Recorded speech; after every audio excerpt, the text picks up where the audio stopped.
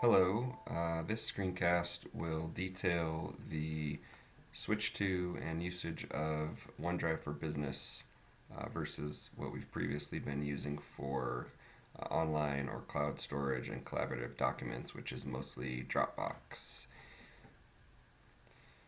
This switch is for a number of reasons, one of which is that OneDrive for Business allows a significantly higher uh, storage volume at a lower price. These services are already built into the Microsoft Office suite that we currently use at TNTP. And we also think that using OneDrive for Business will streamline and simplify the process that we've previously been using. So to log in to OneDrive for Business, you're going to go to your webmail. So you're just going to type in webmail.tntp.org, hit enter. Um, you're going to come to a page that looks like this. You'll enter your username and your password. These are the same usernames and passwords that you use for logging into your TNTP issued laptop, and then go ahead and hit sign in. Once you've signed in, you'll actually be brought to your webmail, but if you look on the toolbar here at the top of the page towards the right side, you've got the icon of OneDrive. Go ahead and click on that, and that will bring you to OneDrive for Business, which is where we're going to start storing our collaborative documents. Now initially we're just going to focus on using the online version of OneDrive for Business. Although there are capabilities that you can use on your computer, we're just going to use the online version of that because that's most similar to what we've been using for Dropbox thus far. So once you log in and you click on OneDrive, you will see a listing of documents that you have uploaded to OneDrive. Along the left side of the screen here, you're going to see some other areas, recent documents down here, things you've accessed recently. But above that, more importantly, you're going to see a area here called Shared with Me. Those are all the folders or documents that people have shared directly with you using OneDrive for Business. So you're going to want to click there to access those. Once you click on Shared with Me, you will see a list of all the documents or folders that have been shared with you. For Online Academy, you should see a folder that says Online Academy, Online Academy-internal team. Go ahead and click on that. And one more time, you'll click into Virtual Academy. Here in Virtual Academy, you'll see what should be folders that correspond to the names of what is in Dropbox as well. And we're going to use the same folder names and same file names and naming conventions that you've been using for Dropbox. So this is basically just replacing what you've already been using. You can see here we've got a coaching folder for what our coaches are using. We've got a design folder for our content design team. OneDrive user guide. If you click in there, you'll see a document we've prepared to help you step by step through what I am also explaining in this screencast today. You've got a step backs folder related to the step back process we're currently partaking in, and you have a testing folder that the tech team is using for module testing. Now once you click into one of these shared folders, it should look the same as it did in Dropbox. You can see here in the coaching folder, you've got coaching resources and data trackers. If we drill down lower, you'll see we have some of those other folders as well that we've been using. So just like Dropbox, if you want to upload, for example, a completed ACE tracker to this folder, you just click into the folder, click on Upload, find on your computer where that file is located. Once you find that file, you select Open. It will upload it into that folder. Once that is uploaded, you will see a little green dot here next to it, which tells you that it's new and that it's been successfully uploaded. Any file or folder that you upload into a folder that's already been shared will have the same sharing settings set to that. So all the people that can access this folder and everything that's in it will also be able to access any document that you upload into that folder. If you want to change the sharing permissions or share it with additional people, the way to do that there's two ways. One is you can hit the check mark here and click on share above that. Another way is just to click on this little people icon here, which indicates sharing. In here you'll see first shared with. These are all the people that have access to this folder and to this document. You can get a link similar to what you would do like in Google Docs.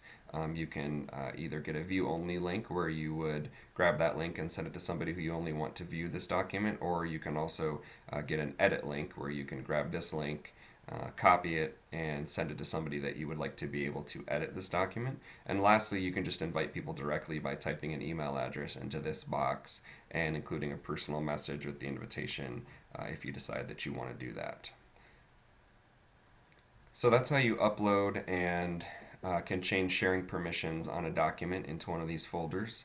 If you want to go back, if you want to navigate back to other folders that you've been in, don't use the back and forth buttons in your browser. What you actually want to do is click on the names of the folders up here right above the listing of all these documents. So if I want to go back to the data tracker folder, I'm just going to click back into data tracker. If I want to go back to coaching, I'll click back to coaching. If I want to go to virtual academy, I'll click back to virtual academy. So these are sort of your navigation tools that you want to use. If you use the back and the forward button up here in your browser, you're actually going to get error pages because you'll no longer be able to access those types of things. I also want to highlight a few other functions available through this view in OneDrive. If you click the checkbox next to a document that you have uploaded, and then you go up here and you click on library, you're going to see a bunch of different options here. Same thing if you click here on files. You can actually upload documents from here or create new documents, new folders, edit documents.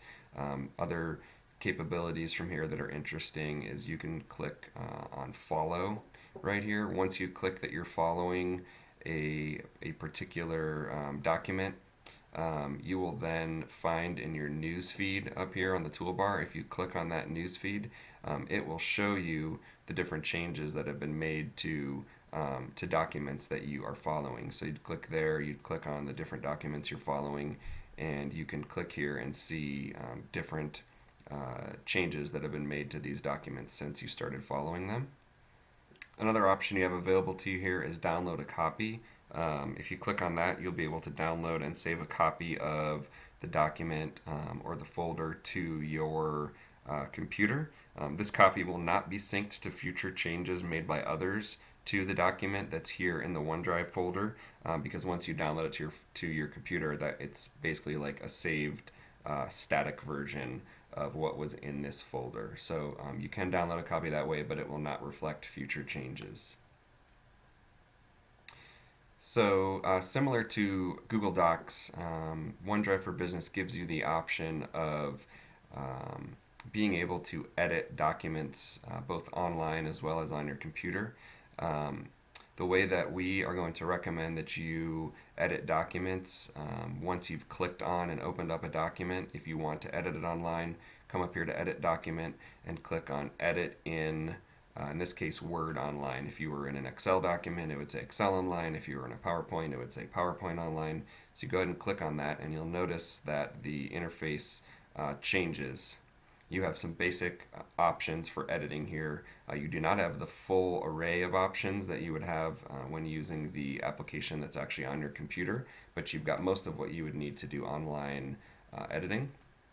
So once you've finished editing the document online, then you can go ahead, the changes are automatically saved, so you can either close the window or you can go ahead and click back on the name of the person up here along this toolbar who has shared these folders to begin with. So if I click back here on Lindsay Stringer, then it's going to save the changes I made to that document, and it's going to bring me back to the folder that I opened that document from. If you've made any changes to that document and then you click back to this folder, you'll see in this modified column, it will tell you when was the last time that someone modified that particular document or that folder. So you can see here, I just made a modification about a minute ago. If you decide that you do need access to everything that you can do in the application for Word or Excel or PowerPoint or whatever you're using, and you need to open it on your computer, instead of editing it online, you can do that here by clicking Edit in the name of the application, not online, but the name here to get the full functionality. It's going to ask you a question here. You can just go ahead and say Launch Application, and it will launch it for you. It takes a second to load. Now, the reasons to edit something in the full version of the application that's on your computer might be that there are features that aren't available online, or the particular document you're working on is only in one person's hand at a time when you guys are working on that. So those are some reasons that you might open it on your computer. You do want to keep in mind that when you do that, you are doing what's called checking out the document, which means that document that you are editing on your computer, nobody else can edit that document online while you are editing it on your computer. So you're going to want to make sure that you can make those edits, finish that up, and then check it back in to OneDrive for Business online, similar to a library book. Otherwise, nobody else is going to be able to work with that document while you have it checked out and while you're editing it on your computer. So you're going to go ahead and sign in here on this dialog to gain access to that document on your computer. And again, it's going to be the same username and password that you use for your TNTP laptop. Go ahead and fill those things in. So once you've made changes to the document that you checked out to the application on your computer, you're going to go ahead and click on the save icon up here in the upper left hand corner. I hit that and then go to File and I close this. That's going to close out what you've been working on your computer. Then you go ahead and go back to your web browser and go back to the parent folder where that document was originally uploaded, and you can see here I've made some changes here a few seconds ago. It was modified. I've now checked the document back in, so anyone else who wants to work with that document can go ahead and do so. If you want to tell people about changes that were made, you can email people directly from this sharing button through the invite people option. Or if people are following it, they'll see in their news feed that changes have been made to that document. The other nice thing about OneDrive for Business is it also allows you to create new documents on the fly from the web-based interface here. As opposed to Dropbox, where you would create it on your computer and then upload it, you can just create new documents directly through here. So if you wanted to create something new for this folder, a new Word document, I can go ahead and I can do that, and I can, using the online version here, I can create a new document that I want to upload to this folder. So when you're creating a new document, it's just going to be default named as document, but if you come up here, you click into the name of the document up there, you can change the name of the document. You're not going to find a save button because changes are saved automatically, but you can see down here at the very bottom of the page it says that it's been saved, so you have your sort of peace of mind there. In the file menu over here, you'll get some of that same information. And when you're done with that document, you just go ahead and click again on the name of the person who shared that folder initially, and it'll bring you back, and you can see here's that new document that I just created. So again, all the information that we've gone over today is contained in the OneDrive user guide that you will also get a copy of. And this screencast will conclude at this point by reminding you that what we are using here is very similar to what we've been using in the past for Dropbox, and should hopefully give you a couple new features as well as resolve some sharing issues that we've had in the past with Dropbox. Thank you very much.